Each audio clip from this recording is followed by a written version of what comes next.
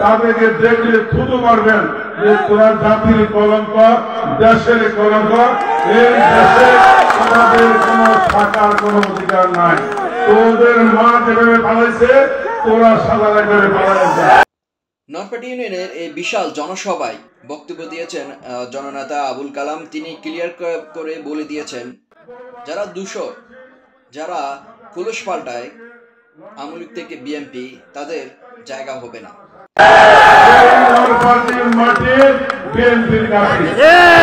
রাষ্ট্রপতি জিয়াউর রহমান 1978 সালে এই মাঠে বক্তৃতা দিয়েছেন। আমি সৌভাগ্যবান ব্যক্তি যে শহীদ রাষ্ট্রপতি যে মঞ্চে দাঁড়িয়ে, যে মাঠে দাঁড়িয়ে বক্তব্য দিয়েছেন, আমি সেই মাঠে দাঁড়িয়ে বক্তব্য দিয়েছি। ইতিহাস সারা এক জনসভার সাক্ষী হয়ে রইল লাকসামবাসী। আমি কুমিল্লা লাকসাম নরপেট ইউনিয়নের কথা বলছি। বিএনপির এক বিশাল জনসভায় জনসমুদ্রে পরিণত হয়েছে। নেতাকর্মীদের ঢল নরপেট হাই স্কুল মাঠে, কানায় কানায় ভর্তি নেতাকর্মীদের। সেখানে প্রধান অতিথি হিসাবে উপস্থিত ছিলেন জাতীয় নির্বাহী কমিটির শিল্প বিষয়ক সম্পাদক, জননেতা, লাকসামের মাটি ও মানুষের নেতা আবুল কালাম।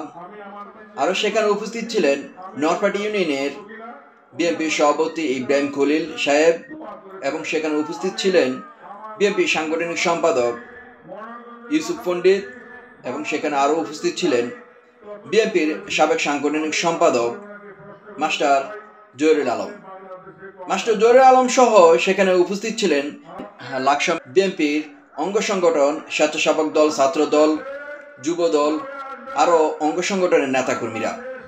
27 ডিসেম্বর শুক্রবার সে জনসভাকে কেন্দ্র করে নেতাকর্মীদের ব্যানার পিস্টনে সাজ্জিত হয়েছে লাকসাম থেকে নরপেট পর্যন্ত। লাকসাম থেকে 100 গজ 30 গজ দূরত্ব নেতাকর্মীদের ব্যানার পোস্টার, আর নরপেট হাই স্কুল মাঠে নেতাকর্মীদের ব্যানার পিস্টনে সাজ্জিত হয়েছে পুরো এলাকা, যেটা দেখে অনেকে বিস্মিত হয়ে গিয়েছেন যে নরপেটের মাটি বিএনপির ঘাঁটি, এই ধরনের স্লোগান দিচ্ছেন অনেকে। নরপেট ইউনিয়নের এই বিশাল জনসভায় বক্তব্য দিয়েছেন জননেতা আবুল কালাম। তিনি ক্লিয়ার করে বলে দিয়েছেন, যারা দূষর, যারা কুলুস পাল্টায় আওয়ামী লীগ থেকে বিএনপি, তাদের জায়গা হবে না। তারেক রহমানের 31 দফায় দাবি বাস্তবায়নের লক্ষ্যে তিনি আহ্বান জানিয়েছেন সবাইকে। সে জনসভায় বিএনপির অনেক নেতাকর্মীরা মিছিল নিয়ে দলে দলে যোগদান দিয়েছেন।